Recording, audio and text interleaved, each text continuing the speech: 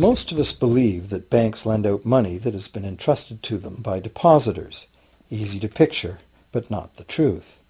In fact, banks create the money they loan, not from the bank's own earnings, not from the money deposited, but directly from the borrower's promise to repay. The borrower's signature on the loan papers is an obligation to pay the bank the amount of the loan plus interest, or lose the house, the car, whatever asset was pledged as collateral.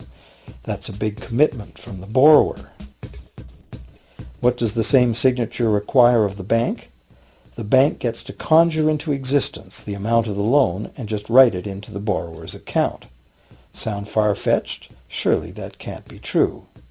But it is.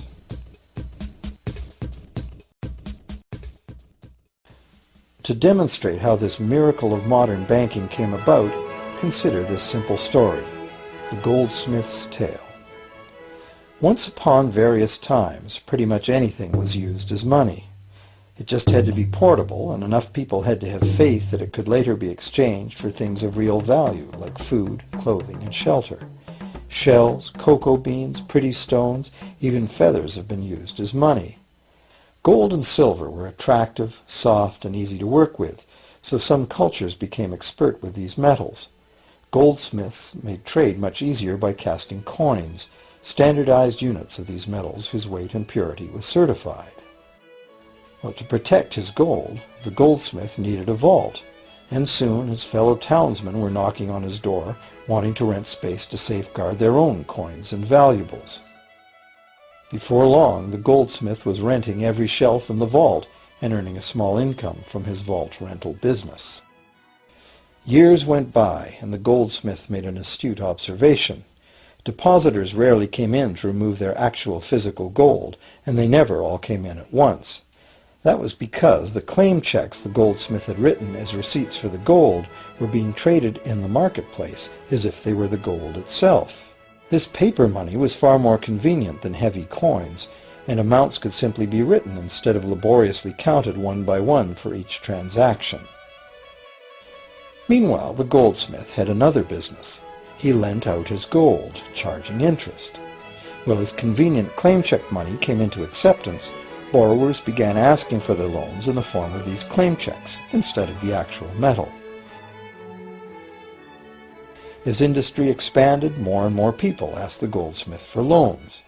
This gave the goldsmith an even better idea.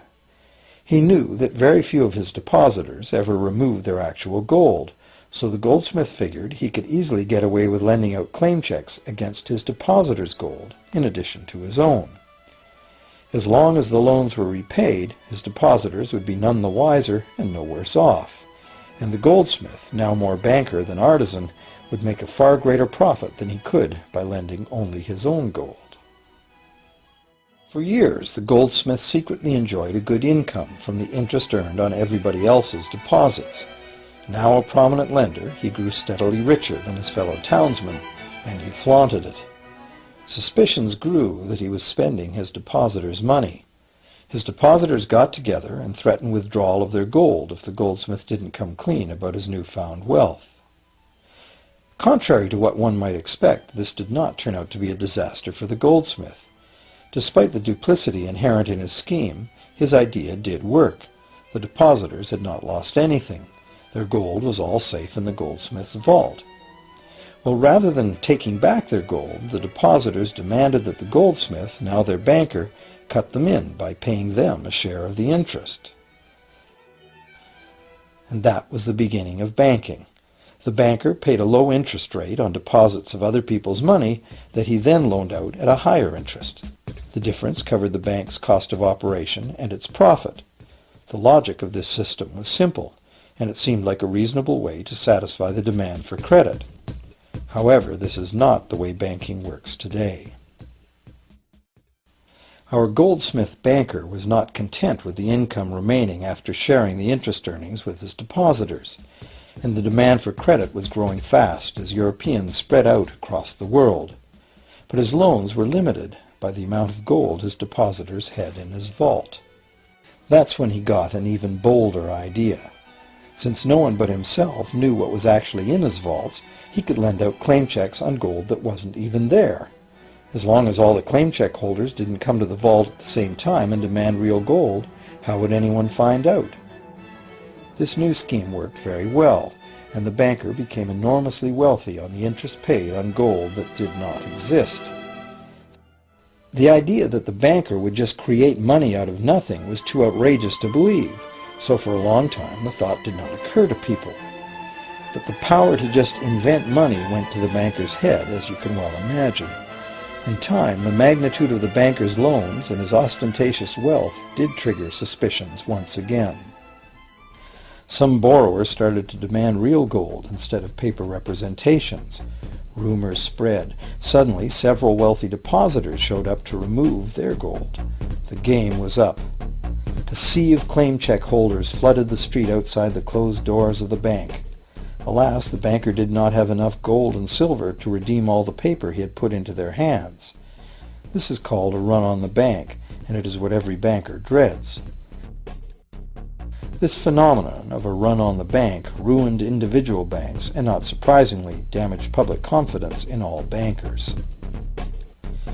It would have been straightforward to outlaw the practice of creating money from nothing. But the large volumes of credit the bankers were offering had become essential to the success of European commercial expansion, so instead the practice was legalized and regulated. Bankers agreed to abide by limits on the amount of fictional loan money that could be lent out. The limit would still be a number much larger than the actual value of gold and silver in the vault. Quite often the ratio was 9 fictional dollars to 1 actual dollar in gold. These regulations were enforced by surprise inspections. It was also arranged that, in the event of a run, central banks would support local banks with emergency infusions of gold. Only if there were runs on a lot of banks simultaneously would the banker's credit bubble burst and the system come crashing down.